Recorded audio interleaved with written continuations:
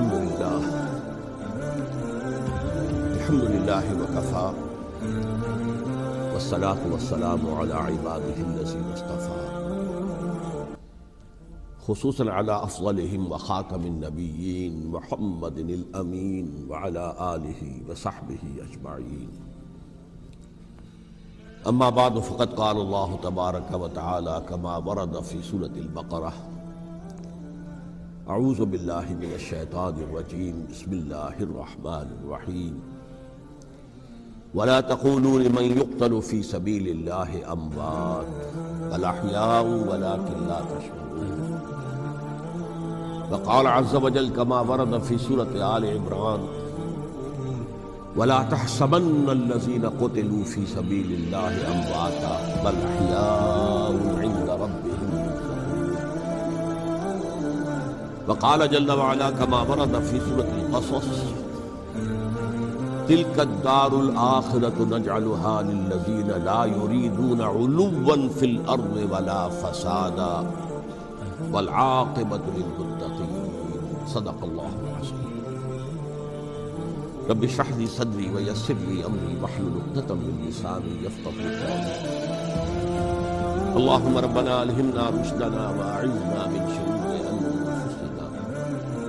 اللهم أرنا الحق حقا وارزقنا اتباعه وأرنا الباطل باطلا وارزقنا اجتنابه. آمین یا رب العالمین. آپ کے علم میں ہے کہ آج ماہ محرم الحرام کی 15 تاریخ ہے. گویا کہ ابھی یوم عاشوراء کو گزرے ہوئے تو مشکل 5 دن ہوئے. میں نے آج سے کوئی 11 دن قبل کراچی ہی میں فاران کلب کے زیر اہتمام ایک خاصے بڑے اجتماع سے خطاب کرتے ہوئے قرآن مجید کا فلسفہ شہادت بیان کیا تھا. اگرچہ میرا مین مضمون تھا قرآن مجید کا فلسفہ شہادت، تاہم اس کے ساتھ ہی میں نے، چونکہ یہ عام طور پر بھی شہادتوں کا زمانہ شمار ہوتا ہے، ذی الحج میں حضرت عثمان رضی اللہ تعالیٰ عنہ شہید کیے گئے. یکم محرم الحرام کو حضرت عمر رضی اللہ تعالی عنہ کی وفات ہوئی ہے، اگرچہ وہ زخمی ہو گئے تھے 28 ذی الحج کو. پھر یہ سانحہ کربلا پیش آیا ہے 10 محرم کو. تو یہ دن ہوتا ہے ایسا کہ جس میں انہی موضوعات پر تقاریر ہوتی ہے. تو میں نے فلسفہ شہادت کے ساتھ ساتھ ایک ضمیمے کے طور پر خلفائے ثلاثہ کی شہادت اور سانحہ کربلا کا تاریخی پس منظر بھی بیان کیا، لیکن وہ میرا اصل موضوع نہیں تھا. اصل وقت صرف ہوا تھا قرآن کا فلسفہ شہادت. اور دوسرے یہ کہ ان تاریخی پس منظر کے بیان میں بھی ظاہر بات ہے کہ سانحہ کربلا تک پہنچتے پہنچتے وقت بھی ختم ہو رہا تھا اور میری ہمت بھی اب جواب دے رہی تھی، اس لیے اس کا ذکر بہت ہی اجمال کے ساتھ ہوا تھا.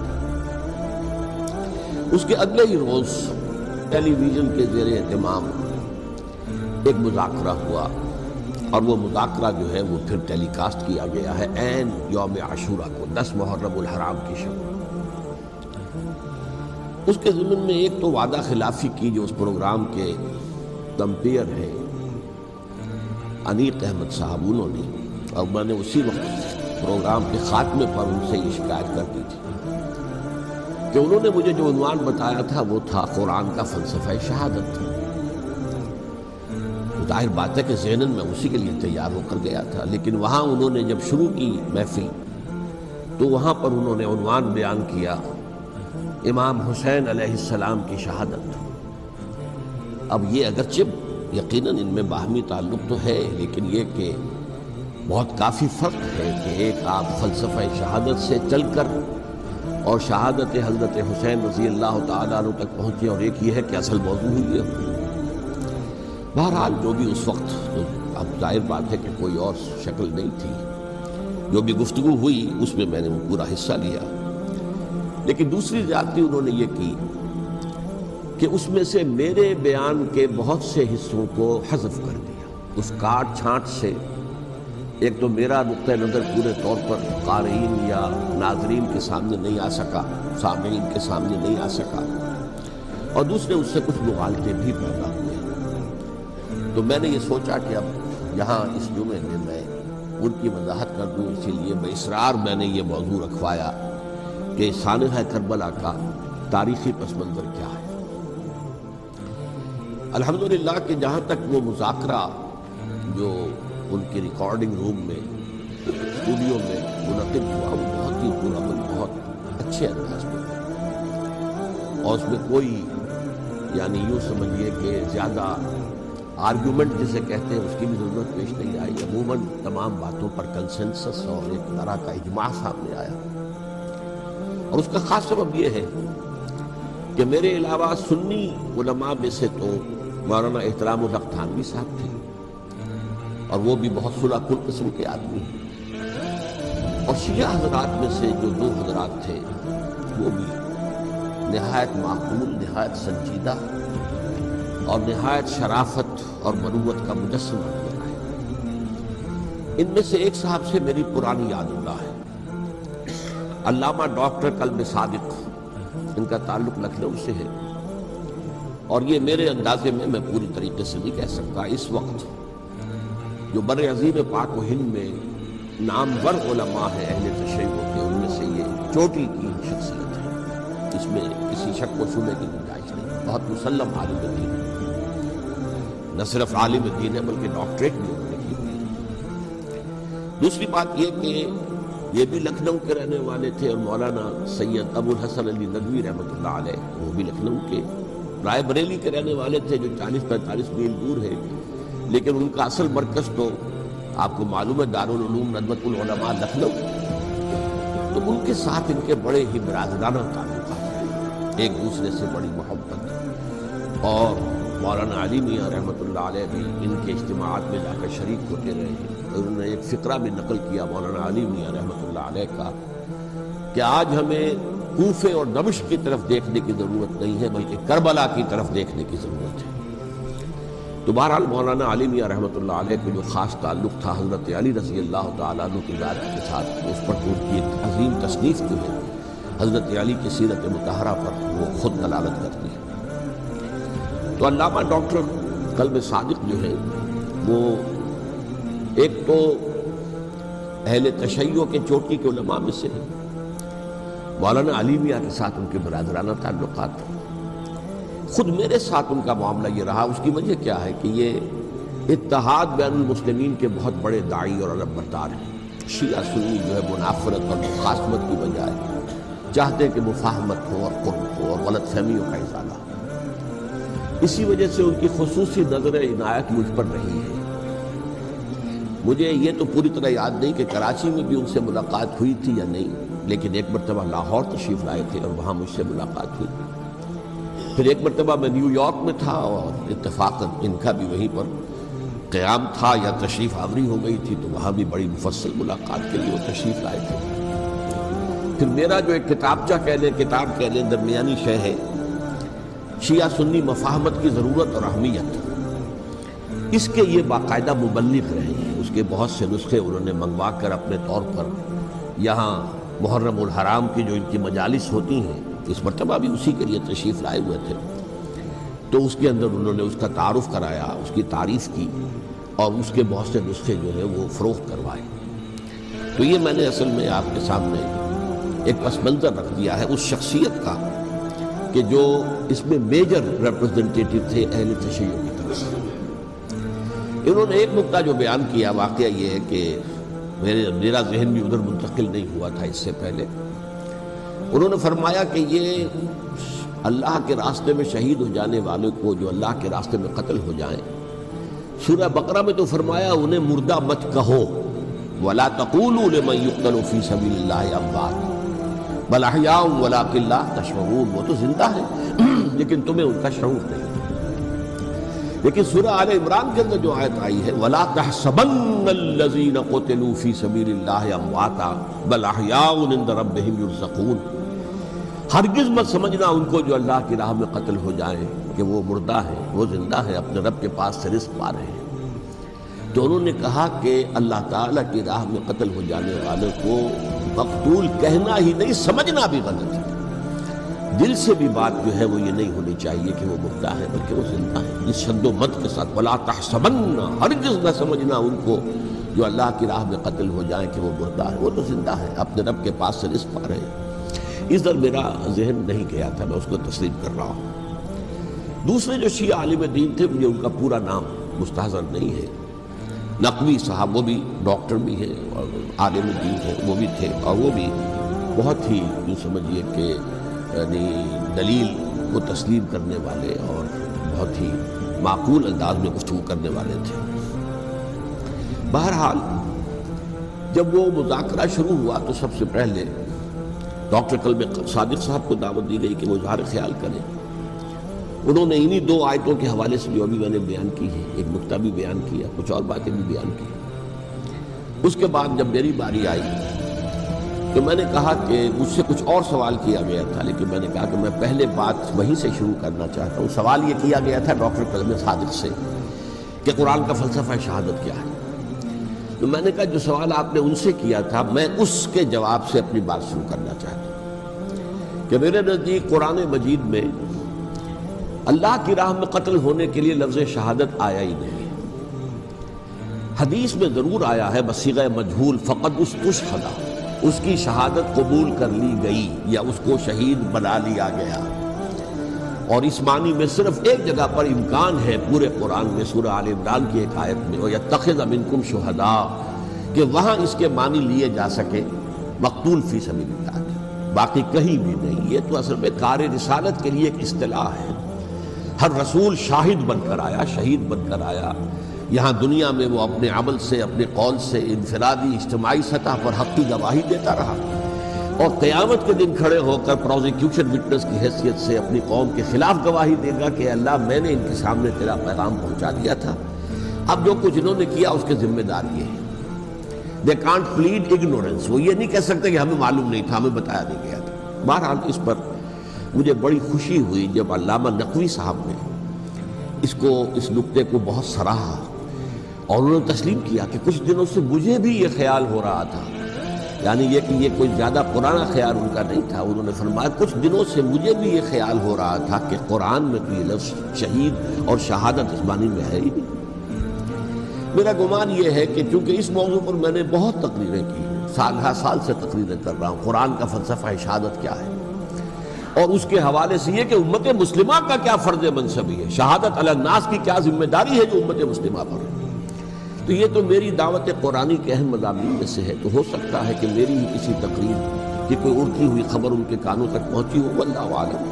لیکن انہوں نے اس نکتے کو سراہا، اور مجھے اللہ کے فضل و کرم سے مجھے اس پر خوشی ہوئی کہ بجائے اس کے کہ وہ اس پر کوئی آرگیومنٹ کرتے، کوئی بحث و تبحیث کرتے، انہوں نے میری اس بات کو تسلیم کیا اور اس کی گویا کہ تائید کی۔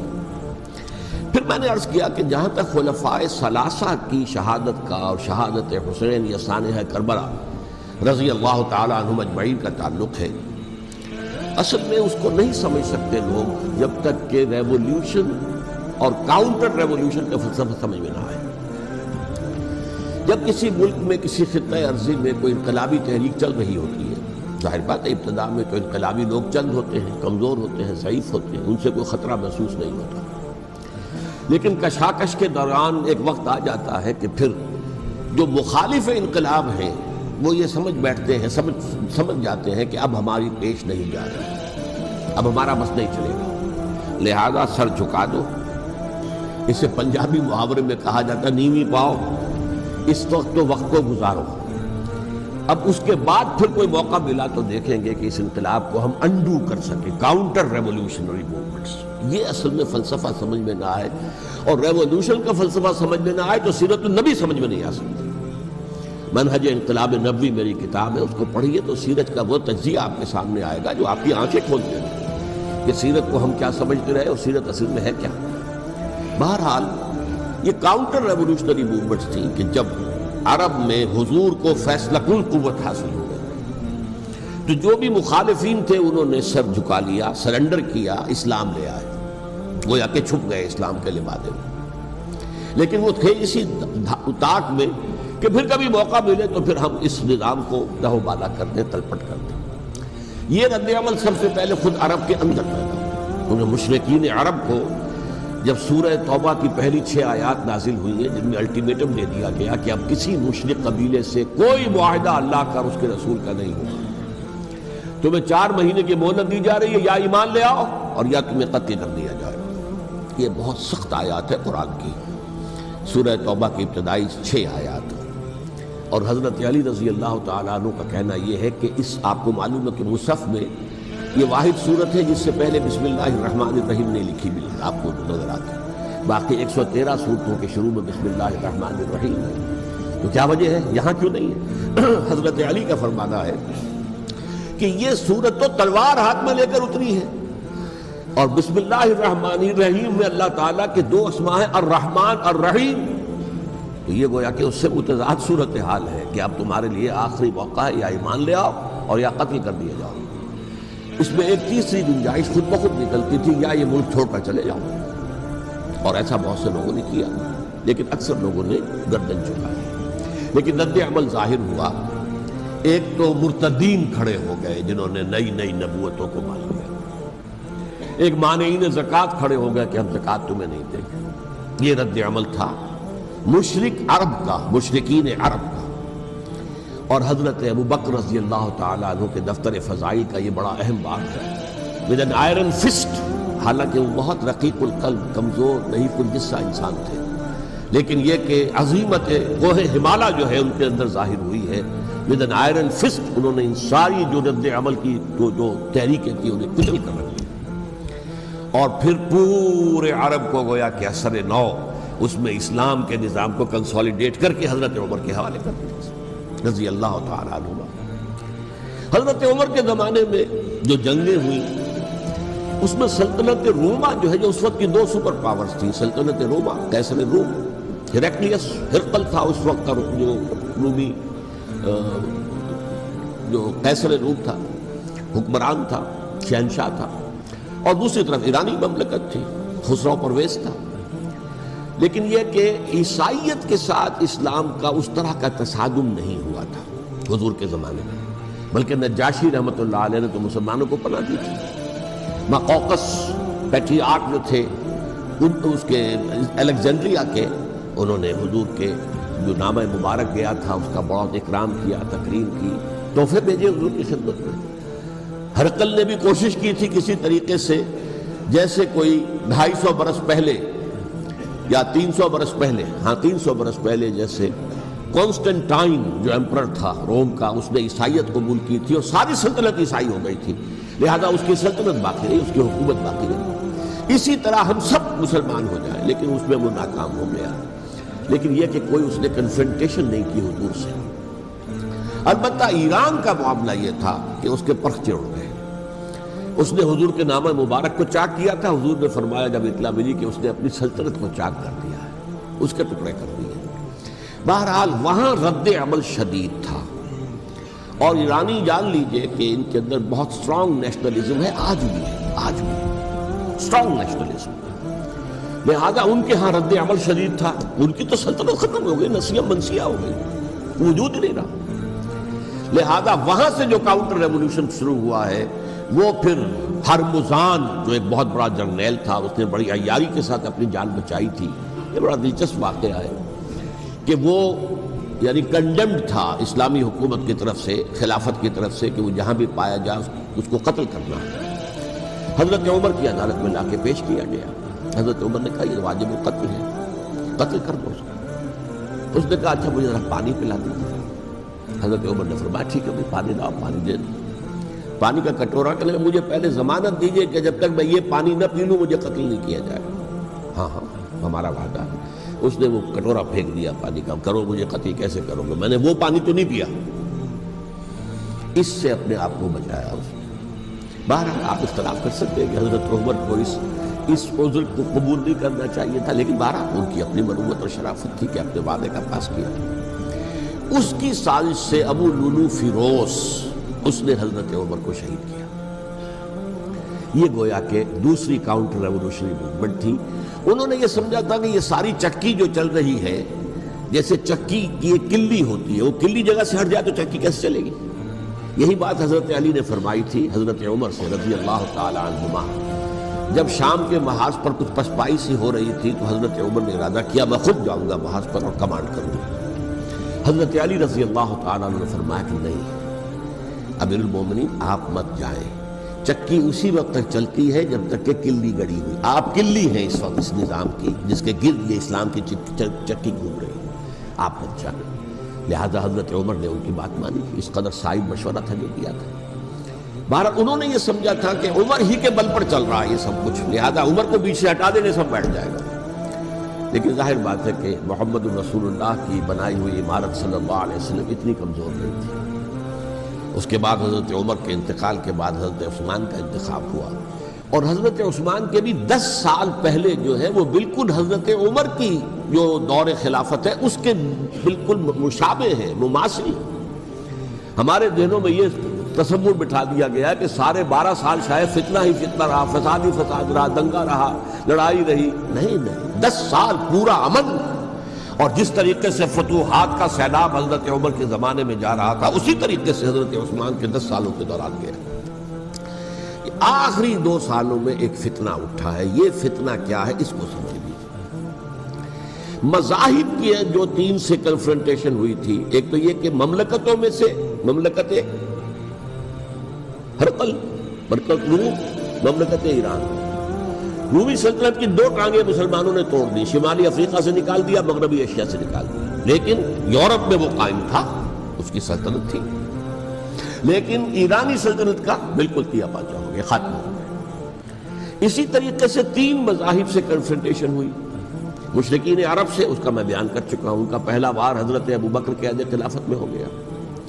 دوسرے جو عیسائیوں کا معاملہ تھا ان سے بھی کوئی تصادم نہیں ہوا حضور کے حیات طیبہ کے دوران، لیکن جو یہودیت بطور مذہب، اس کو ظاہر بات ہے کہ اسلام نے اس کو ختم کیا تھا، کم سے کم جزیرہ نما عرب سے۔ مدینے میں 3 قبیلے تھے جو اپنی غداری کی وجہ سے اور اپنی صلح کو توڑنے کے جرم کی پاداش میں 2 نکالے گئے، اور تیسرا جو ہے اس کے تمام جو بھی جوان افراد تھے انہیں قتل کیا گیا۔ پھر خیبر پر حملہ کیا گیا، اور خیبر کو جو ہے فتح کیا گیا، وہ یہودیوں کا بہت بڑا گڑھ تھا، اور جو مدینے سے نکالے گئے تھے وہ بھی وہیں جا کر مقیم ہو گئے تھے۔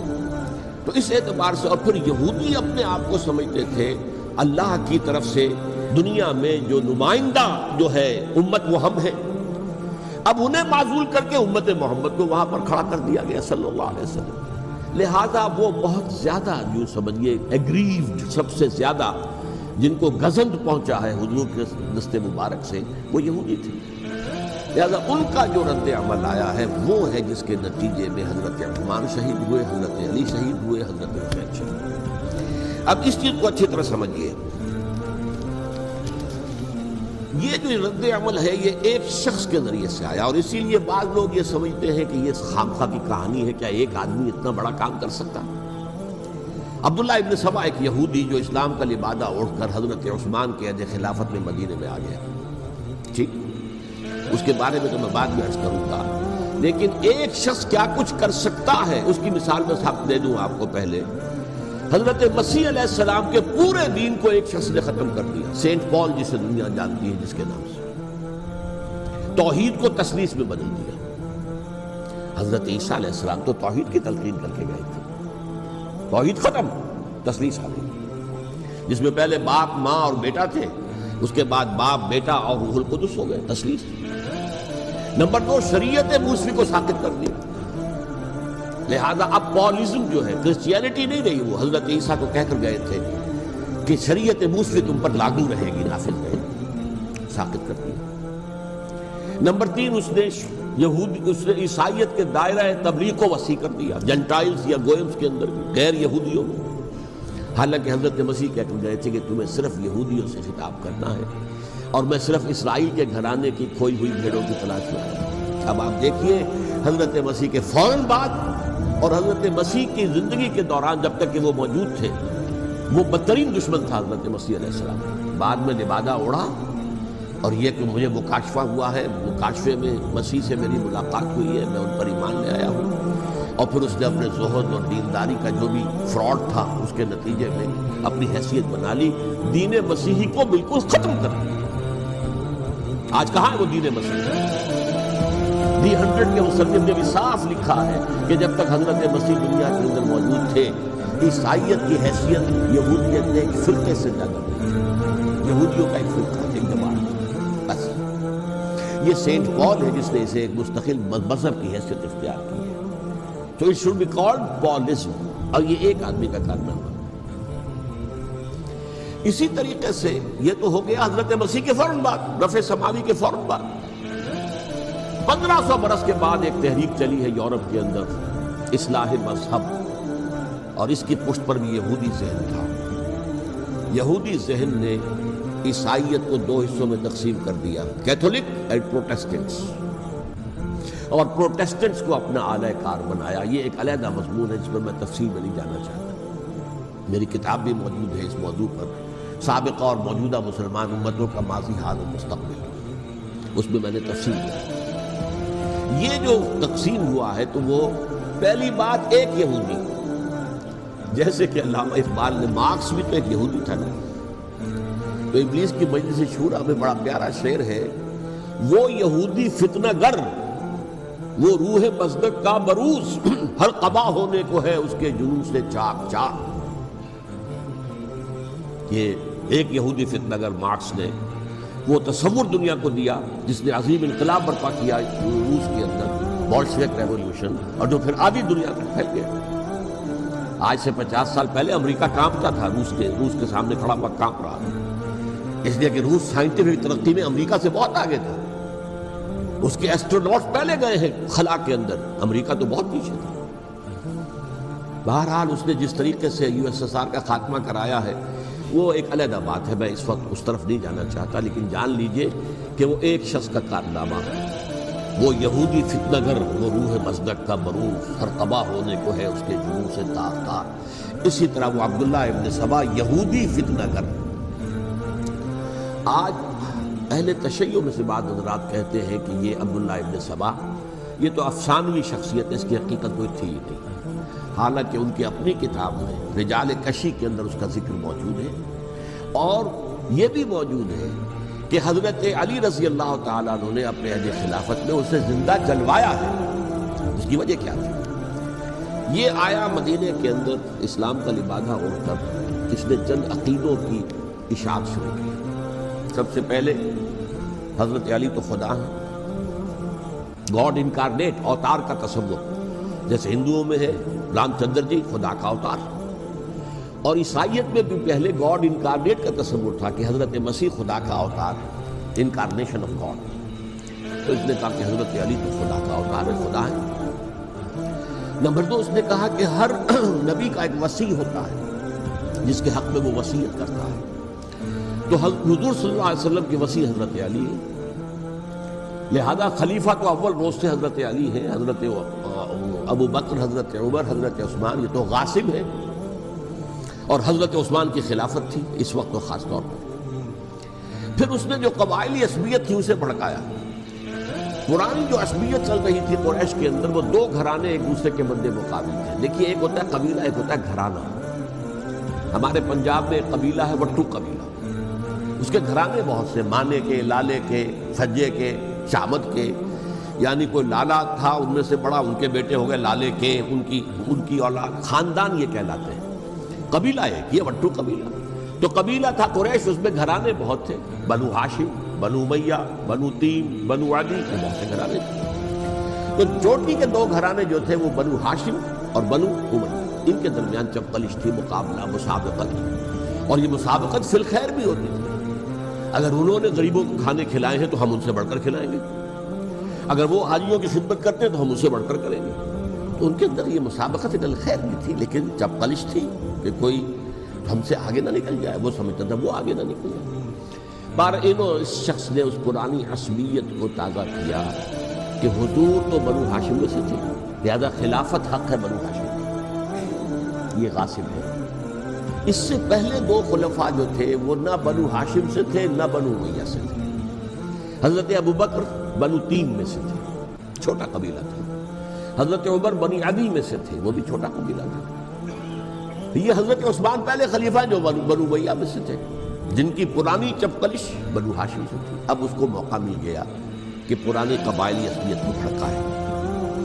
یہ ہے اصل میں اس فتنے کا پس منظر عبداللہ ابن سبا نے جو آ کر پھیلایا ہے، اور اس کی تفصیل میں اس وقت میں نہیں جا سکتا، کیسے یہ فتنہ پروان چڑھا، کیا انہوں نے اسٹریٹجی اختیار کی کہ یہ کیا کرتے تھے، گروہ بنا کر بھیجتے تھے لوگوں کو، کوفے میں جاؤ تو وہاں پر دمشق کے گورنر کے خلاف اور مصر کے گورنر کے خلاف الزامات لگاؤ، اس نے یہ کیا، وہ غبن کر گیا، وہ یہ کر گیا، وہ خیانت کر رہا ہے، وہ رشتہ داروں کو پال رہا ہے، اور عثمان کے خلاف بھی تقریریں کرو رضی اللہ تعالیٰ عنہ۔ دمشق میں جاؤ تو کوفے کے گورنر کے خلاف، کیونکہ دمشق کے گورنر کے خلاف بات کرو گے تو لوگوں کو معلوم ہوگا کہ یہ جھوٹ بول رہے ہیں، لیکن یہ کہ وہاں تو تم بات کرو کوفے کے گورنر کے خلاف اور مصر کے گورنر کے خلاف اور حضرت عثمان کے خلاف۔ مصر میں جاؤ تو بات کرو کوفے کے اور شام کے گورنر کے خلاف اور حضرت عثمان کے خلاف۔ یہ انہوں نے ایسا اٹھایا، اور اس زمانے میں آپ کو معلوم ہے ذرائع نشر و رسائی تھے نہیں، نہ اس فتنے کی پتہ چل سکا جب تک کہ وہ فتنہ جو ہے پوری طرح برگو بار لا کر تراور درخت نہیں بن گیا۔ اس کے نتیجے میں حضرت عثمان رضی اللہ تعالیٰ عنہ شہید، اور خلیفہ پھر حضرت علی رضی اللہ تعالیٰ عنہ کو انہی سوائیوں نے، جنہوں نے گھیراؤ کیا تھا، جنہوں نے حضرت عثمان کو شہید کیا ہے، یہی حضرت علی رضی اللہ تعالیٰ عنہ کے ارد گرد ہوئے، اور حضرت علی رضی اللہ تعالیٰ عنہ بھی نہیں چاہتے تھے خلافت کی بیعت لینا، لیکن آخر کیا کرتے؟ کیا وہ امت کو بغیر خلیفہ کے چھوڑ دیں؟ حضرت زبیر سے کہا گیا، انہوں نے نہیں مانا، ردکت کی بات۔ حضرت طلحہ سے کہا گیا، انہوں نے نہیں مانا، حضرت علی سے کہا گیا، اب عشرہ مبشرہ میں سے یہی تو تھے نا، لہذا انہوں نے تسلیم کر لیا، خلافت ہو گئی۔ لیکن اس کے بعد جو خانہ جنگی ہوئی ہے، اس خانہ جنگی کے نتیجے میں نوٹ کر لیجئے کہ 1,00,000 کے قریب مسلمان ایک دوسرے کی تلواروں اور نیزوں اور برچھیوں اور تیروں سے ہلاک۔ یہ ہماری تاریخ کا تاریخ ترین باب ہے۔ 5 سال، 4.5 سال حضرت علی کی خلافت کے، اور 6 مہینے حضرت حسن کی خلافت کے رضی اللہ تعالیٰ عنہ۔ اس سے کیا ہوا کہ ایک طرف تو اسلام کی جو توسیع ہو رہی تھی، تھمتا نہ تھا کسی سے سیل رواں ہمارا، وہ سیلاب رک گیا، انٹرنل سیبوٹاج ہو گئی نا، اب تو اندر ہی آپس ہی میں اگر دست و گریبان ہو گئے تو باہر اب کیا توسیع کرتے ہیں، وہ توسیع کا عمل تو کیا ہے۔ اور یوں سمجھیے کہ جیسے ٹرک اگر کبھی چل رہا ہو، بھرا ہوا ہو، لوڈڈ، اور وہ چڑھائی چڑھ رہا ہو، تو اگر کہیں موشن ٹوٹ جائے، ٹرک کو رکنا پڑے، تو ڈرائیور کے جان پر بن جاتی ہے، اس لیے کہ اس کو دوبارہ سٹارٹ کرنا، اور جبکہ وہ چڑھائی پر ہے، انکلائن پر ہے، آسان کام نہیں، خطرہ ہوتا ہے وہ پیچھے جو ہے وہ نہ جائے، اور پہاڑی علاقوں میں آپ کو معلوم ہے ذرا پیچھے چلے جانے کا مطلب جو ہے بہت خطرناک جو ہے نتیجہ نکل سکتا ہے۔ بہرحال حضرت علی رضی اللہ تعالیٰ عنہ نے اپنے خلافت میں ایک کام یہ کیا، اب اس کی کیا مصلحتیں تھیں یہ تو انہی کے علم میں ہوگا، ہم قیاس کر سکتے ہیں، میں اس میں نہیں جانا چاہتا۔ ابھی تک خلافت کا مرکز تھا مدینہ منورہ، حضرت ابوبکر، حضرت عمر، حضرت عثمان، وہیں جہاں حضور صلی اللہ علیہ وسلم رہے تھے اور جہاں پر کہ حضور مدفون تھے، لیکن حضرت علی نے اپنا مرکز جو ہے وہ کوفہ بنا دیا۔ اچھا، اس کی ایک ظاہری وجہ یہ سمجھ میں آتی ہے کہ اسلام کا جو پھیلاؤ ہو گیا تھا، وہ سلطنت اتنی وسیع ہو گئی تھی کہ مدینہ منورہ بہت جنوب میں اور بڑے صحرا کو عبور کر کے جانا ہوتا تھا۔ کوفہ جبکہ ایسی مقام پر تھا کہ جہاں سے مشرقی راستہ جا رہا ہے ایران کو، عراق کے اندر تو ہے وہ شہر کوفہ، اور پھر ایران اور خراسان اور ہندوستان کو راستہ جا رہا ہے، وہیں سے شمال کی طرف جا رہا ہے، شام کی طرف اور ترکی کی طرف، اور وہاں سے پھر یہ کہ مغربی افریقہ کو بھی کنٹرول کرنا، جو شمالی افریقہ کو، وہ بھی آسان تھا۔ بہرحال حضرت علی نے کوفہ کو اپنا مرکز بنایا، اور نتیجہ یہ ہوا کہ سبائیوں کا بھی مرکز وہی بن گیا، چونکہ انہوں نے اپنے آپ کو گردا گرد رکھا حضرت علی کے رضی اللہ تعالیٰ عنہ۔ اب ظاہر بات ہے کسی پرٹیکولر پرسن کے خلاف تو کوئی مقدمہ موجود تھا نہیں، بلکہ جب جنگ جمل ہو رہی تھی، ابھی جنگ نہیں ہوئی تھی، حضرت عائشہ، حضرت طلحہ، حضرت زبیر وہ لے کر آئے تھے لشکر اس مطالبے کے لیے کہ حضرت عثمان کے قاتلوں کو سزا دی جائے، قصاص لیا جائے۔ حضرت علی رضی اللہ تعالیٰ عنہ سے گفت و شنید ہو رہی تھی، حضرت علی جو ہے اس پر آمادہ ہو گئے کہ ٹھیک ہے، میں جو بھی قاتلین عثمان ہیں ان کو گرفتار کر کے سزا دوں گا۔ عین اسی وقت کوفے کی مسجد کے اندر جو ہے 10,000 کا مجمع کھڑا ہو گیا، ہم سب قاتل عثمان ہیں، لو ہم سے بدلہ کہاں سے لوگے. اور انہوں نے کیا کیا؟ جاتے ہی جنگ چھیڑ دی. اور جب چھڑ جائے تو یا مرو یا مارو، اس کے سلاوت کوئی چارہ کار ہوتا ہی نہیں. ایک رات میں 10,000 مسلمان شہید ہوئے، جن میں 2 عشرہ مبشرہ میں سے حضرت زبیر اور حضرت طلحہ رضی اللہ تعالیٰ عنہ. تو یہ صورت تھی، سبائیوں نے گھیراؤ کیا حضرت علی کا رضی اللہ تعالیٰ. حضرت معاویہ دعوے دار نہیں تھے خلافت کے، قطعاً نہیں. ان کا صرف ایک دعویٰ تھا، اور وہ یہ تھا کہ عثمان کے قاتلوں کو گرفتار کرو، یا خود سزا دو یا ہمارے حوالے کرو، ہم اس سے قصاص لیں گے. اس لیے کہ قبیلہ بنو امیہ کا تھا، اور حضرت امیر معاویہ بنو امیہ میں سے. تو ایک خاندانی طور پر جو ہے ہم قصاص لیں گے ان سے جنہوں نے قتل کیا ہے حضرت عثمان کو. لیکن یہاں ظاہر بات ہے کہ حضرت علی رضی اللہ تعالیٰ عنہ کی طرف سے مطالبہ یہ ہوتا تھا، تم پہلے میری بیعت کرو، میرے ہاتھ مضبوط کرو تاکہ میں ان کے خلاف کوئی اقدام کر سکوں. لیکن انہیں یہ اندازہ تھا کہ اگر میں نے بیعت کی تو ظاہر بات ہے کہ حضرت علی تک پہنچنے سے پہلے مجھے گردن اڑا دیں گے یہ لوگ. اس لیے کہ سبائی جو ہے وہ آپ کو گھیرے ہوئے.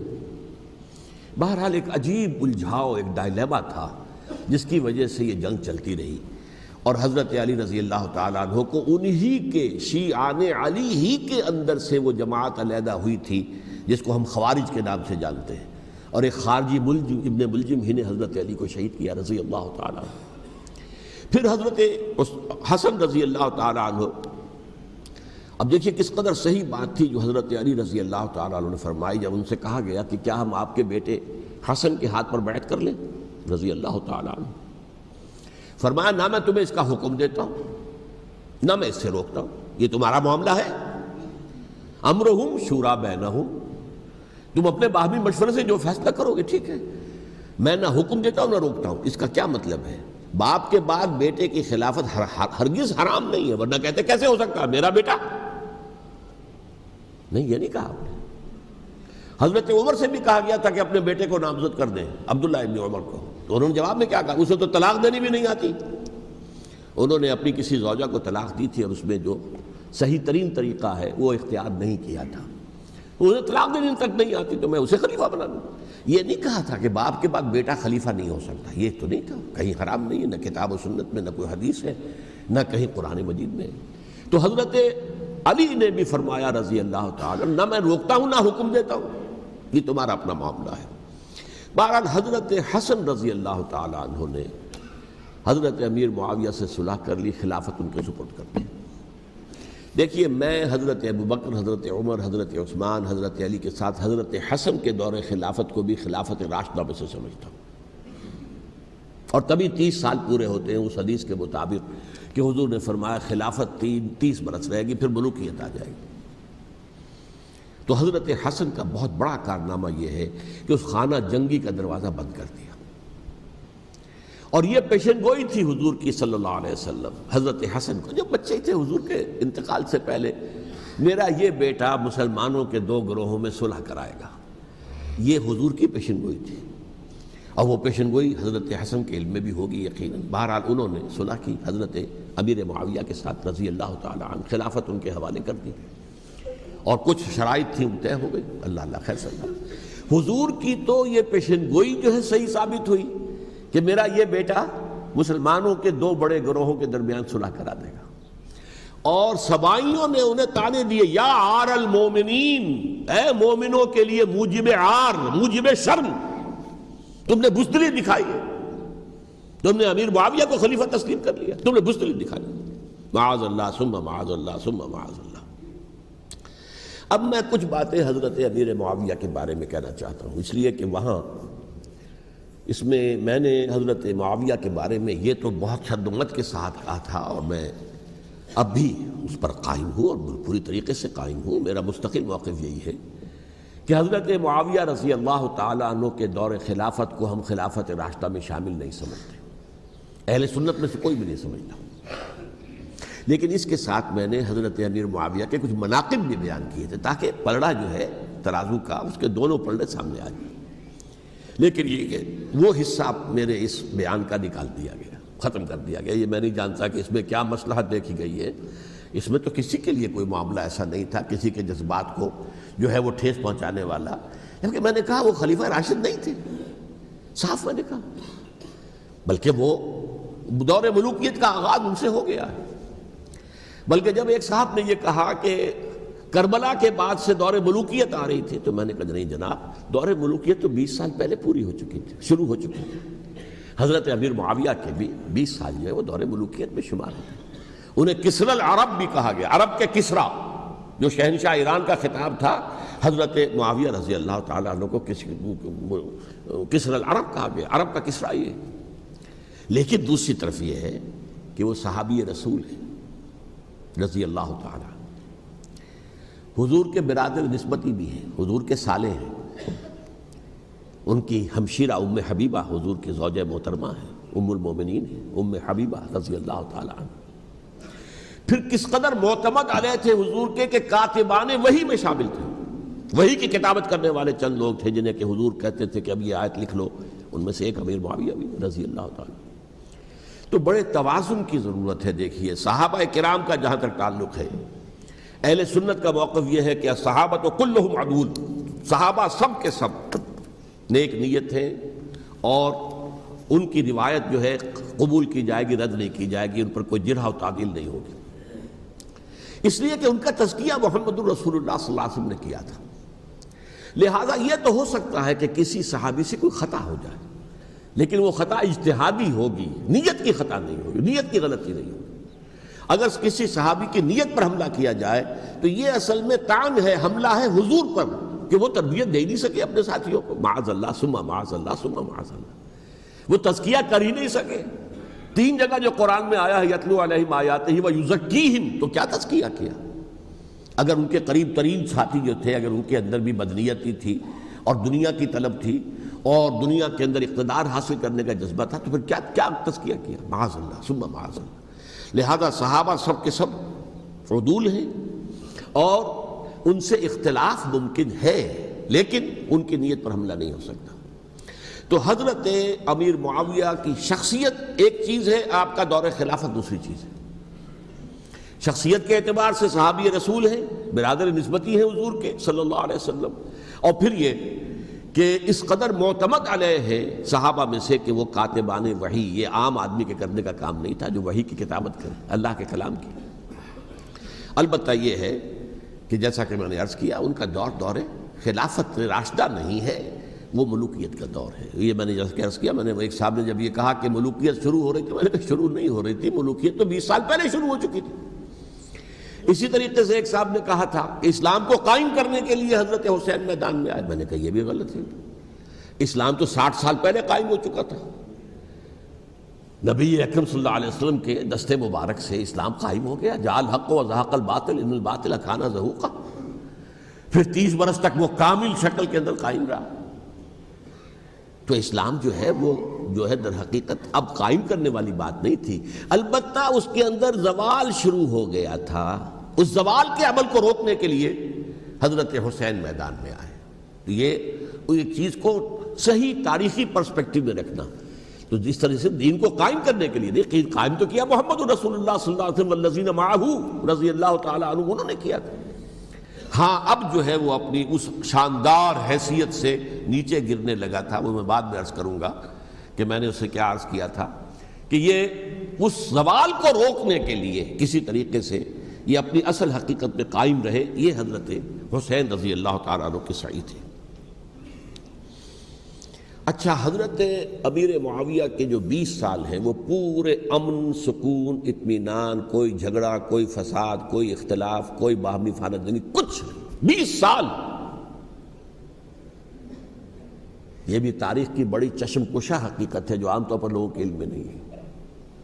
سبائی بھی دبتے رہے، حضرت امیر معاویہ کی حکومت اتنی مضبوط تھی، کنٹرول، کہ ان کو کچھ سر اٹھانے کا موقع نہیں ملا۔ موجود تھے، دبکے رہے، جیسا کہ میں نے کہا ریولوشن کے آخری مرحلے پر آ کر جو مخالفین ہیں وہ دب جاتے ہیں کہ پھر دیکھیں گے موقع ملے گا تو پھر لیں گے ان سے حساب کتاب۔ 20 سال رہے ہیں پورے امن کے، 10 سال کے بعد یعنی درمیان میں ہے حضرت امیر معاویہ کا عہد خلافت۔ ایک صحابی جو کہ بزرگ صحابہ میں سے ہیں، مغیرہ ابن شعبہ رضی اللہ تعالی عنہ، وہ آتے ہیں اور وہ کہتے ہیں کہ دیکھیے امیر المومنین، کتنی بڑی خانہ جنگی رہی تھی مسلمانوں کی آپس میں، اور اب بھی اگر آپ کسی کو نامزد کیے بغیر چھوڑ گئے امت کو تو پھر خانہ جنگی ہو جائے.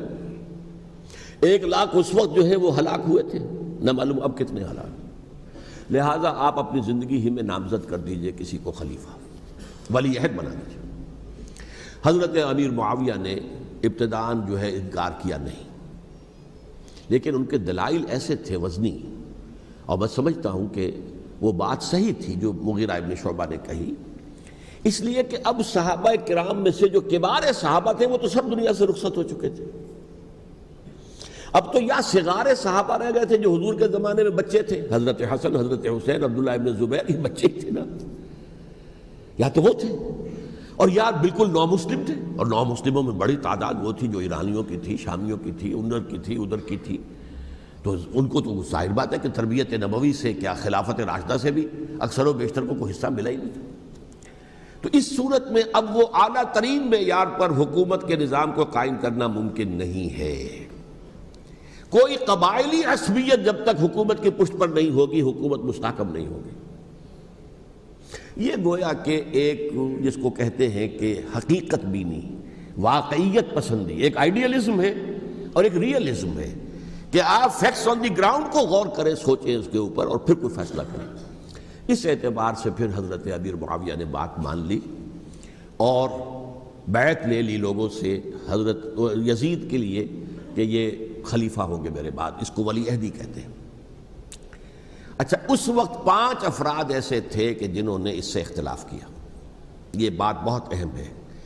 میرا کتابچہ ہے سانحہ کربلا، اس کے کچھ نسخے آج یہاں ہوں گے، آپ لوگ پڑھیے اسے غور سے اور پھیلائیے تاکہ حقیقت سامنے آئے. 5 افراد کون تھے جو ہونے چاہیے؟ ابو بکر فوت ہو گئے، ان کے بیٹے عبد الرحمن ابن ابی بکر. عمر فوت ہو گئے، ان کے بیٹے عبداللہ ابن عمر. عباس فوت ہو گئے، ان کے بیٹے عبداللہ ابن عباس. زبیر فوت ہو گئے، ان کے بیٹے عبداللہ ابن زبیر. اور حضرت حسن جو ہے ان کا انتقال ہو چکا تھا، حضرت علی کے بیٹے حضرت حسین رضی اللہ تعالی عنہ مجمعین. حضرت حسن کے بارے میں ایک فریق کا کہنا یہ ہے کہ انہیں زہر دے کر ہلاک کیا گیا. اہل تشیع کا قول یہ ہے، جبکہ اہل سنت کہتے ہیں کہ نہیں، وہ اپنی جو بھی طبی موت تھی اس سے ان کے وفات. لیکن میں اس میں نہیں جانا چاہتا، اس لیے کہ یہ مائکرو ہسٹری جو ہے نا، وہ تو ایک واقعے کے لیے ادھر کی روایات کیا، ادھر کی کیا ہیں، ان کے پاس کیا دلائل، ان کے پاس یہ تو کسی ریسرچ اسکالر کا موضوع ہے، میرا موضوع نہیں ہے. لیکن بہرحال یہ 5 حضرات تھے جنہوں نے ولی عہدی کی بیعت نہیں کی. لیکن حضرت معاویہ اتنے حلیم الطبع انسان تھے، انہوں نے جبر نہیں کیا، کوئی تشدد نہیں کیا. ٹھیک ہے، ولی عہدی کی بیعت نہیں کر رہے، کوئی بات نہیں، میری بیعت تو کی ہوئی ہے نا، ابھی تو میں زندہ ہوں، بات ختم ہو گئی. میری بیعت کو تو نہیں توڑا انہوں نے، فسخ بیعت نہیں کی. اس اعتبار سے انہوں نے نہ کوئی تشدد کیا، نہ جبر کیا، نہ کوئی مواخذہ کیا. لیکن جب امیر معاویہ کا انتقال ہو گیا، اب ولی عہدی کی بجائے وہ اب خلافت کی بیعت ہوئی. سب لوگوں نے بیعت کر لی. ان 5 میں سے ایک فوت ہو چکے تھے.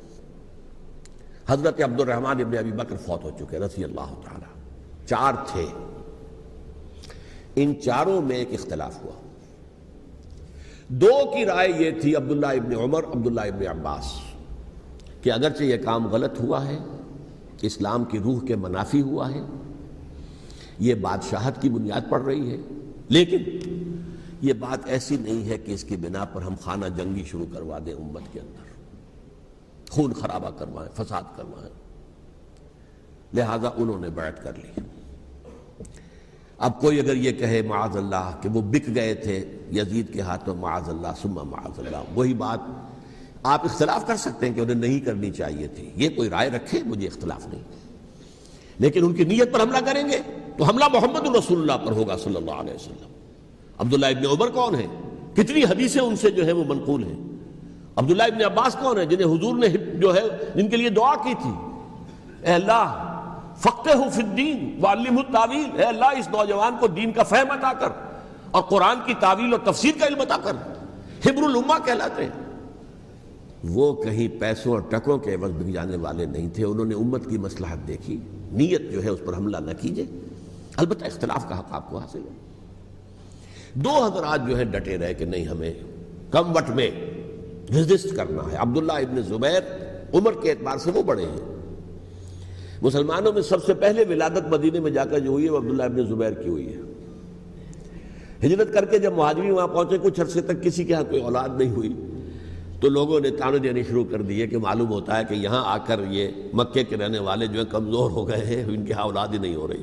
پھر عبداللہ ابن زبیر کی ولادت ہوئی ہے، یہ حضرت ابو بکر کے نواسے ہیں، حضور کی زوجہ محترمہ حضرت عائشہ کی بہن حضرت دیکھیے ابھی نام نکل گیا ہے جی، حضرت اسماء رضی اللہ تعالی عنہا عنہما، یہ ان کے صاحبزادے ہیں، حضرت زبیر کے بیٹے۔ ان کا فیصلہ ہوا کہ ہمیں رجسٹ کرنا ہے کم وقت میں ایٹ اینی کاسٹ۔ حضرت حسین ابن علی رضی اللہ تعالی عنہما کا بھی فیصلہ ہوا کہ ہمیں رجسٹ کرنا ہے کم وقت میں۔ البتہ ان میں بھی ایک اختلاف ہو گیا، یعنی یہ دو تو جڑے رہے، ان دو میں اختلاف ہو گیا۔ عبداللہ ابن زبیر کا کہنا یہ تھا کہ ہمیں حجاز میں رہنا چاہیے، یہ سرزمین ہے جس میں نبوت کی برکات سب سے زیادہ ہیں، یہاں ہم مضبوط قلعے کے اندر ہیں، ہمیں یہاں سے جو ہے رجسٹ کرنا چاہیے اور ختم کرنا چاہیے اس نظام کے اندر جو خرابی آ گئی ہے اس کو۔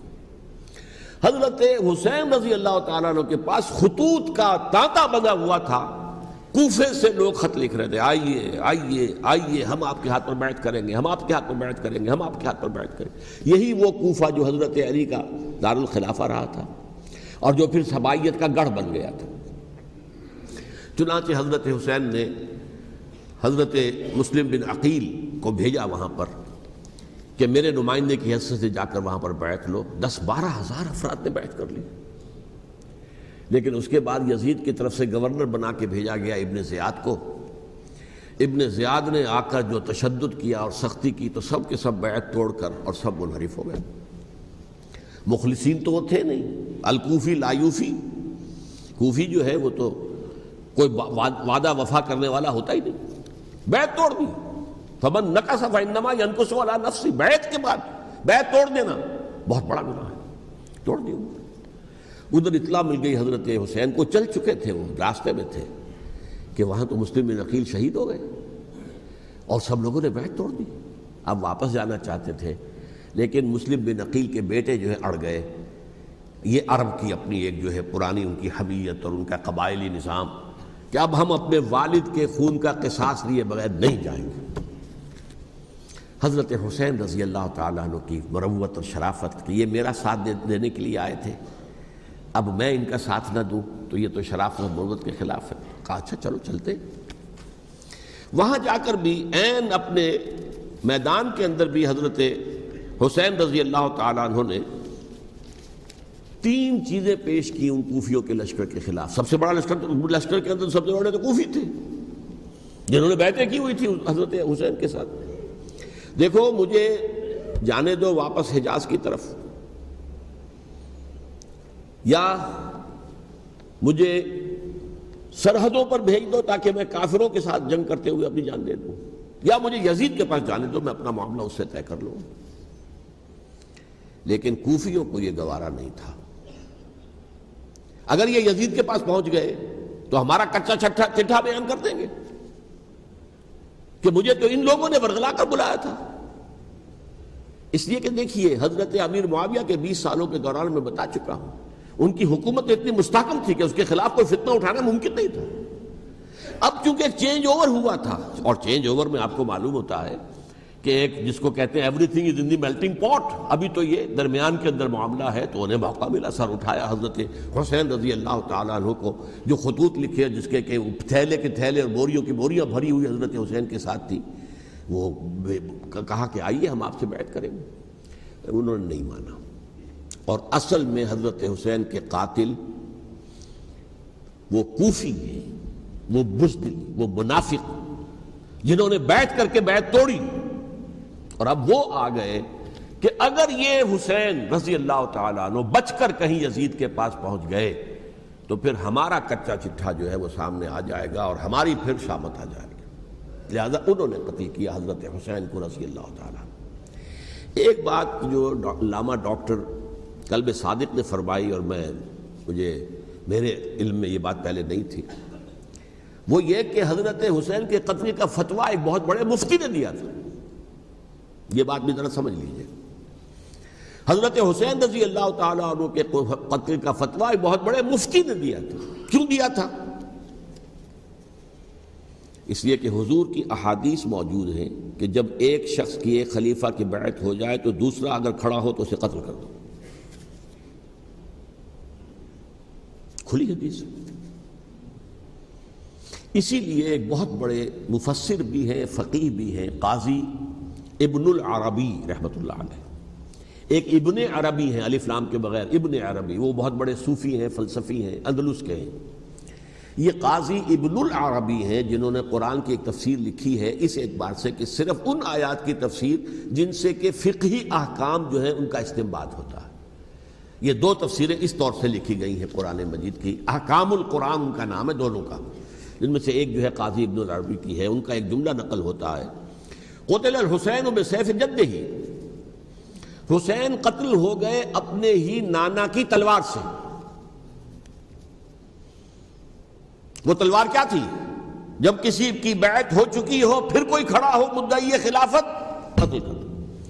میرے نزدیک حضرت حسین مدعی خلافت نہیں تھے. یہ بات اس وقت سامنے لوگوں کے نہیں آئی، بلکہ حکومت نے یہ باور کرا دیا کہ یہ تو باغی ہے، یہ مدعی ہے خلافت کے. انہوں نے تو دعویٰ نہیں کیا خلافت کا، وہ تو صرف اس عمل کو روکنے کے لیے میدان میں آئے تھے. اور اس بات کو اچھی طرح سمجھ لیجئے کہ اس وقت تک یہ جو تصور آج ہمارے پاس ہے کہ ریاست علیحدہ ہے، حکومت علیحدہ ہے. State of Pakistan, we are loyal to the state of Pakistan. ہم ریاست پاکستان کے وفادار ہیں، گورنمنٹ آف پاکستان کے وفادار نہیں ہیں. We are not loyal to the government. Government تو کبھی بے نظیر کی تھی، ہم اس کے خلاف تحریک چلا رہے تھے، یا کبھی کسی اور کی تھی اس کے خلاف تحریک چل رہی ہے، یا کبھی ضیاء الحق کی تھی اس کے خلاف تحریک چل رہی ہے. گورنمنٹ کو بدلنا تو عوام کا حق ہے. آج اس وقت نہیں تھا. اس وقت ریاست اور حکومت کا کوئی فرق نہیں تھا. لہذا جو حکومت سے اختلاف کرے گویا کہ باغی ہے. یہ ہے اصل میں وہ پیچیدہ مسئلہ کہ کیوں کسی مفتی نے فتویٰ دے دیا. اس لیے کہ اس وقت تک ریاست اور حکومت کا فرق واضح نہیں تھا دنیا پر. یہ تو ابھی کوئی 100-150 سال کی بات ہے کہ آج ہمارا جو پولیٹیکل سائنس کا ایولیوشن ہوا ہے وہ اس اسٹیج تک پہنچ گیا ہے کہ اسٹیٹ علیحدہ ہے، حکومت علیحدہ ہے. حکومت تو اسٹیٹ کے 3 آرگنز میں سے ایک آرگن ہے. ایڈمنسٹریشن حکومت کی ہے، جوڈیشری ہے اور لیجسلیچر ہے. 3 آرگنز ہیں بڑے بڑے، ان میں سے ایک ہے.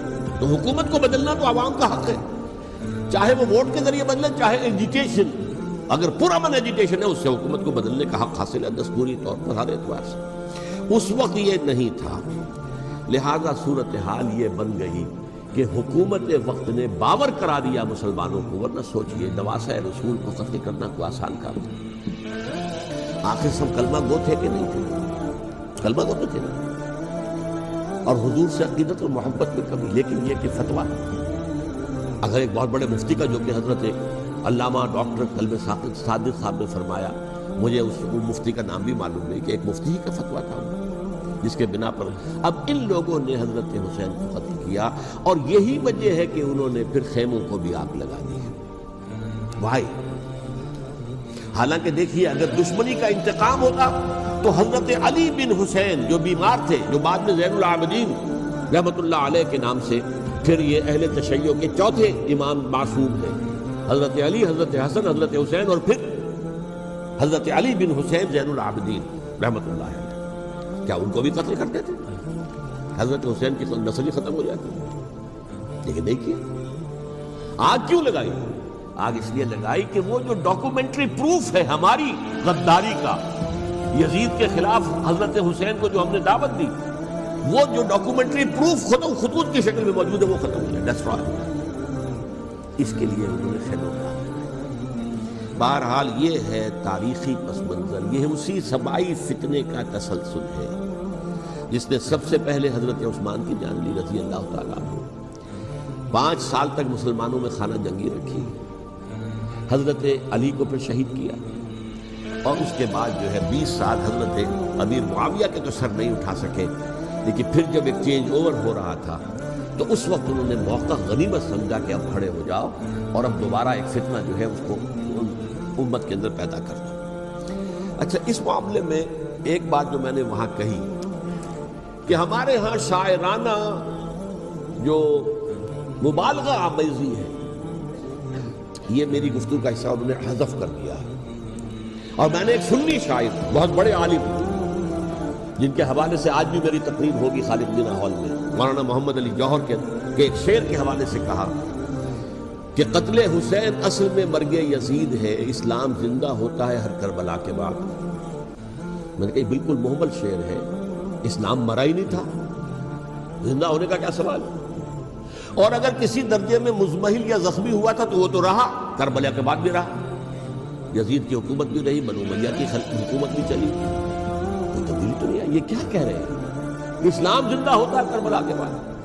میں نے کہا اسلام مرا نہیں تھا. جیسے میں نے یہ کہا کہ ملوکیت جو ہے وہ اب شروع نہیں ہوئی، ملوکیت تو 20 برس پہلے شروع ہو چکی تھی حضرت امیر معاویہ کے. لیکن ظاہر بات ہے کہ حضرت حسن نے، حضرت حسین نے اس کو قبول کیا. اور حضرت حسین نے تو پھر 10 سال تک ولی عہدی جو تھی چاہے بیعت نہیں کی لیکن اس کے خلاف میدان میں آ کر چیلنج تو نہیں کیا. اس اعتبار سے یہ معاملہ جو اسلام زندہ ہوتا ہے کربلا کے بعد، یہ بے تکی بات ہے. ہاں، حضرت شاہ اسماعیل شہید رحمۃ اللہ علیہ کی اگر میں تشبیہ کو، تمثیل کو سامنے رکھوں تو اسلام کی عمارت 6 منزلہ ہے. 6ٹی منزل ٹاپ کی وہ گر گئی. 5 منزلیں انٹیکٹ تھیں، اسلام مرا نہیں تھا.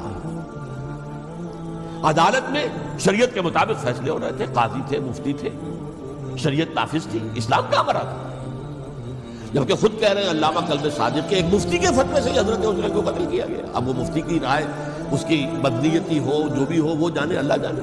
لیکن عام مسلمان کیا کریں؟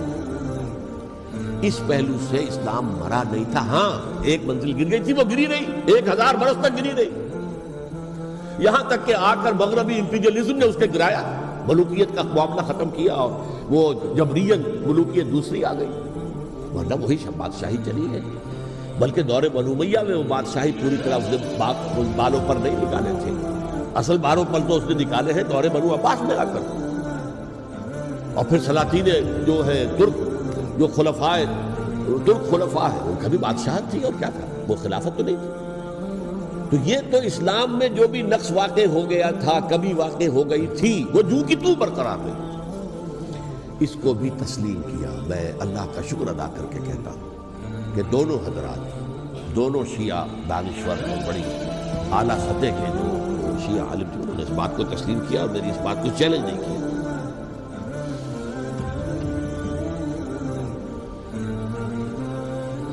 اصل میں تیسری بات میں نے یہ کہی کہ دیکھیے حضرت حسین رضی اللہ تعالی عنہ کی اس شہادت کے بعد،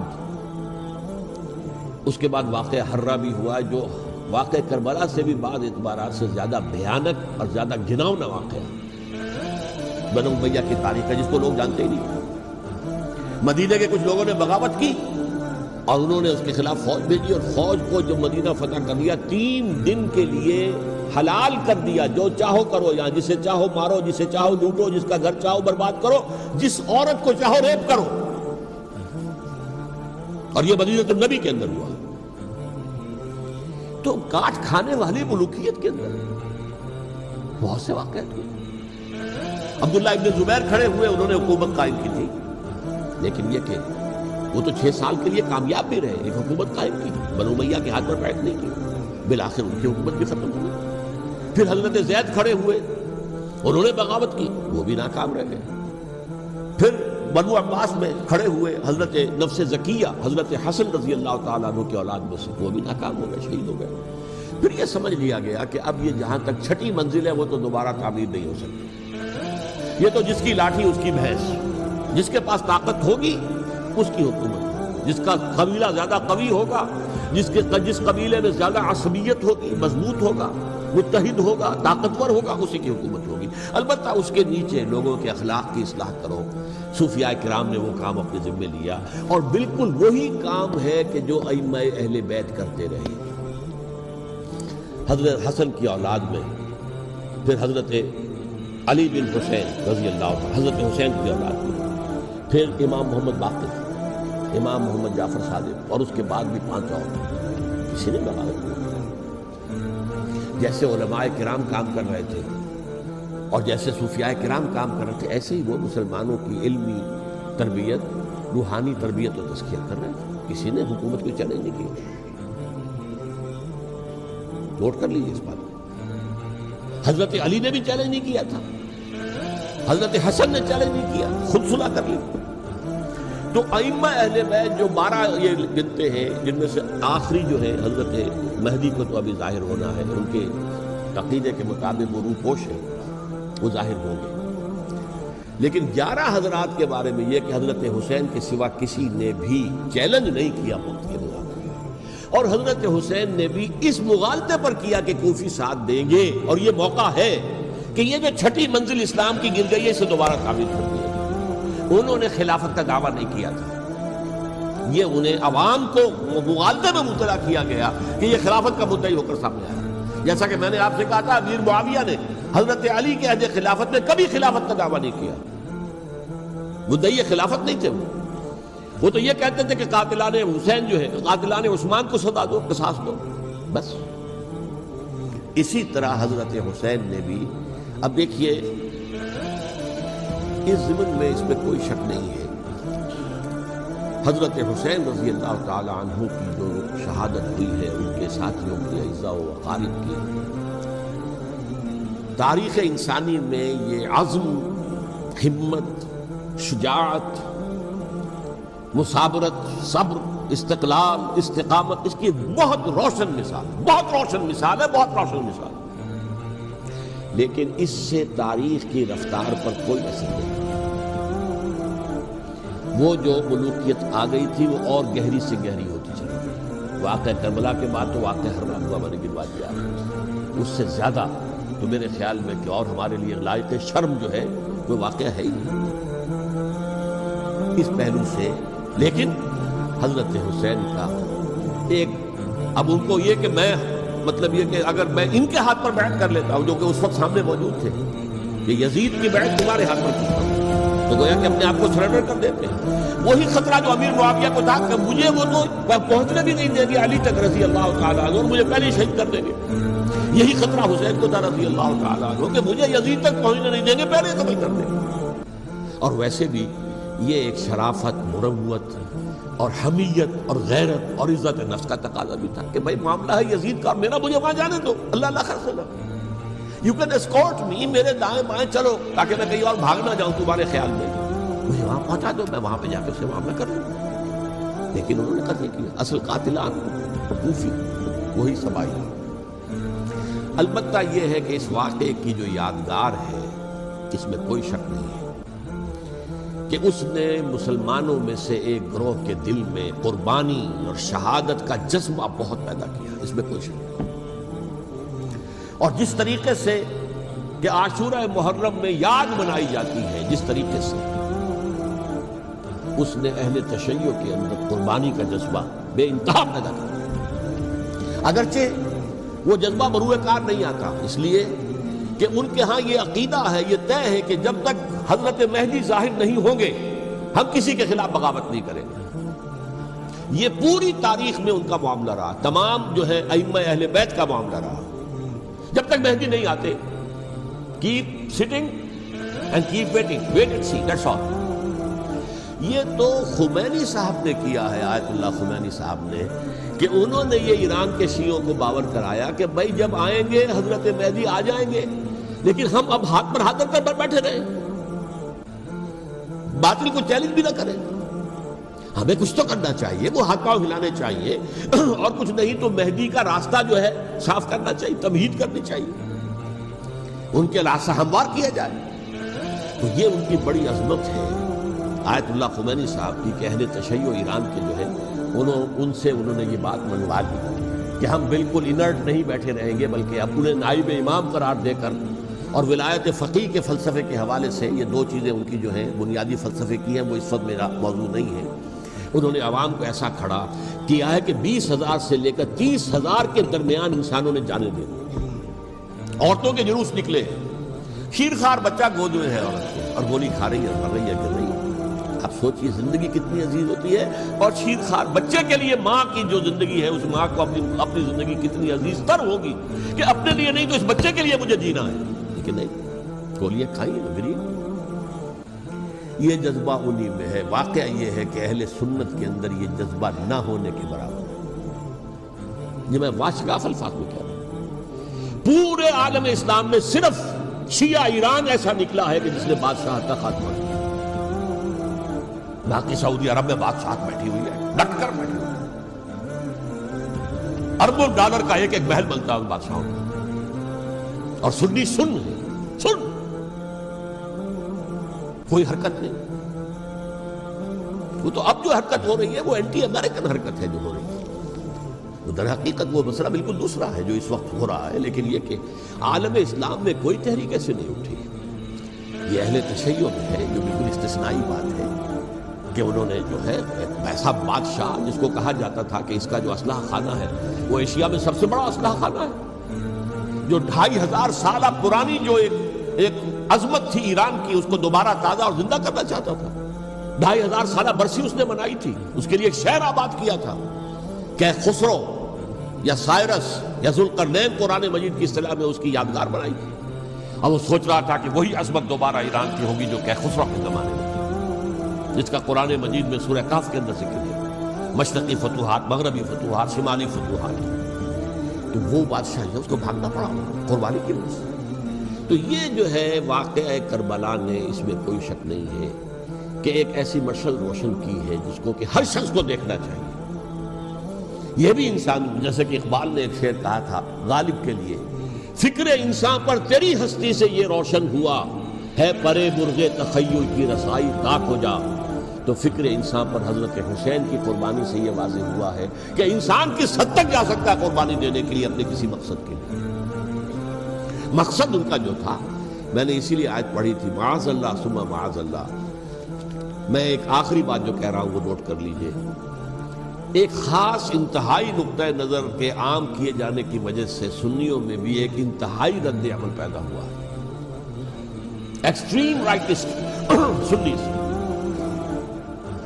اگر ایک طرف سے حملہ کیا گیا ہے حضرت عثمان کی نیت پر، ان کو خیانت کا الزام لگایا گیا، ان پر اقربا پروری کا الزام لگایا گیا، حضرت ابو موسیٰ اشعری پر خیانت اور غداری کا الزام لگایا گیا. یہ ساری چیزیں اگر صحابہ کرام کے اوپر ہوئی، امیر معاویہ پر، امیر اور عمرو بن العاص پر، تو جواب میں کچھ لوگ کھڑے ہو گئے. حضرت علی وہ اقتدار کے طالب تھے، معاذ اللہ ثم معاذ اللہ ثم معاذ اللہ.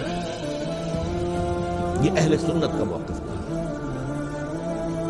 حضرت حسین اقتدار کے طالب تھے، ہرگز نہیں، ہرگز نہیں، ہرگز. وہی اصول جو میں نے بتایا تھا سب کے لیے لاگو رہے گا. وہ امیر معاویہ کے لیے ہے تو حضرت علی کے لیے بھی، حضرت حسین کے لیے بھی ہے. یہ نیک نیت ہے. آپ ان کی کسی رائے سے اختلاف کر سکتے ہیں لیکن ان کی نیت پر حملہ نہیں کریں گے. نیت پر حملہ کریں گے آپ کا ایمان بالرسالت جو ہے وہ مجروح ہو جاتا ہے. یہ رسول کے ساتھ رسول نے کیا تذکیہ کیا، یتلو علیہم آیاتہ ویزکیہم، اس کا سارا عمل محمد کا کیا ہوا صلی اللہ علیہ وسلم. تو صحابی کے معاملے میں یہ ہمارے ہاں ان کو اہل سنت جو ہے جو معتدل مزاج کے، اور اکثریت ان کی، یہ تو چند لوگ ہیں ذرا قلم چلا لیتے ہیں تو ان کی بہت سی کچھ چھوٹی چھوٹی کتابیں بھی شائع ہو گئی ہیں بہت، لیکن انہیں اہل سنت نے قرار دیا ناسبی یا خارجی. جیسے خوارج نے کہا تھا حضرت علی بھی کافر ہے اور حضرت ابی معاویہ بھی کافر ہیں، حضرت عمرو بن العاص بھی کافر ہے، معاذ اللہ ثم معاذ اللہ.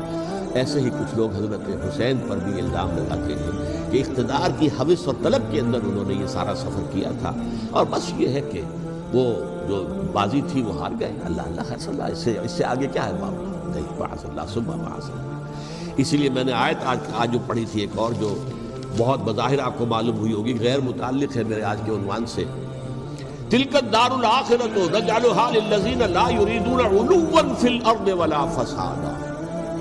یہ سورہ قصص کے آخری آیات میں سے. دیکھو یہ آخرت کا گھر جو ہے وہ ہم خاص کر دیں گے ان لوگوں کے لیے جو اس زمین میں اپنے اقتدار کے طالب نہیں ہوتے. زمین میں اقتدار کے طالب ہوگے فساد ہو جائے گا. تم بھی طالب، میں بھی طالب، جھگڑا ہوگا، لڑائی ہوگی، دنگا ہوگا، فساد ہوگا. تلک الدار الآخرۃ نجعلها للذین لا یریدون علوا فی الارض ولا فسادا. جو لوگ زمین میں اپنے اقتدار کے طالب اور اس کے نتیجے میں فساد پیدا کرنے والے نہیں ہیں، ان کے لیے ہم نے آخرت کا گھر خاص کیا. والعاقبۃ للمتقین، اور عاقبت جو ہے، انجام کار، آخرت جو ہے وہ تو متقیوں کے لیے ہے. اسی میں آئیں گے سب صحابہ کرام، خواہ وہ حضرت علی ہے رضی اللہ تعالیٰ عنہ، اور خواہ وہ حضرت امیر معاویہ ہیں، حضرت عثمان ہیں رضی اللہ تعالیٰ عنہما، خواہ حضرت حسن ہیں، حضرت حسین ہیں رضی اللہ تعالیٰ عنہما، خواہ عبداللہ ابن زبیر ہے، خواہ عبداللہ ابن عباس ہے، خواہ عبداللہ ابن عمر رضی اللہ تعالیٰ عنہما اجمعین۔ اس اصول کو سامنے رکھ کر اختلاف آپ کر سکتے ہیں کسی سے بھی، لیکن کسی کی نیت پر حملہ کریں گے تو اصل میں آپ کا ایمان بالرسالت مجروح ہو جائے گا۔ علی کو نبی اکرم صلی اللہ علیہ وسلم نے اپنا نائب بنا کر چھوڑا تھا جب غزوہ تبوک میں جا رہے تھے مدینے میں۔ حضرت علی نے کہا کہ مجھے آپ عورتوں کے ساتھ بٹھا کے جا رہے ہیں۔ فرمایا تمہارا مقام میرے ساتھ وہی ہے جو موسیٰ کے ساتھ ہارون کا تھا۔ ہارون کو چھوڑ کر گئے تھے نا یہودیوں کے پاس جب گئے تھے تورات لینے کے لیے، تو تمہارا وہی مقام ہے میرے ساتھ۔ تو یہ حضرت علی ہے رضی اللہ، ان کے بارے میں میرا ان کی کیا عظمت میری نگاہ میں۔ تو یہ 3 کتابیں ہیں، مجھے نہیں معلوم تیسرا یہاں ہے یا نہیں ہے، بہرحال آپ لوگوں کو ریکمینڈ کر رہا ہوں کہ ان کا مطالعہ کریں۔ اب یہ کہ آخری بات یہ کہ اصل ہمارے کرنے کا کام کیا ہے۔ دیکھیے کیوں نہیں کیا کسی نے بھی خروج کا معاملہ، وہ میں واضح کر چکا ہوں، بغاوت نہیں کی۔ کیوں؟ ایک تو ریاست اور حکومت میں فرق نہیں تھا، ذرا کھڑا ہو اور وہ باغی قرار پائیں گے، واجب القتل ہو جائے گا، فتوے کی زد میں آ جائے گا، یہ معاملہ تھا۔ اور دوسرے یہ کہ عمارت پوری گری نہیں تھی، ایک منزل گری تھی۔ آج ہم کہاں کھڑے ہیں؟ پوری عمارت گری ہوئی ہے، نہ شرعی عدالتیں ہیں، نہ شرعی فیصلے ہیں، نہ احکام الہی نافذ ہیں، نہ حدود اور قصاص کے معاملات ہیں۔ ہمارا فرض کیا ہے؟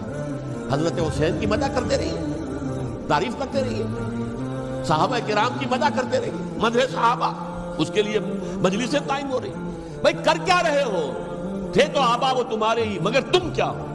ہاتھ پر ہاتھ دھرے منتظر فردا، تلک امت قد خلت لہا ما کسبت ولکم ما کسبتم۔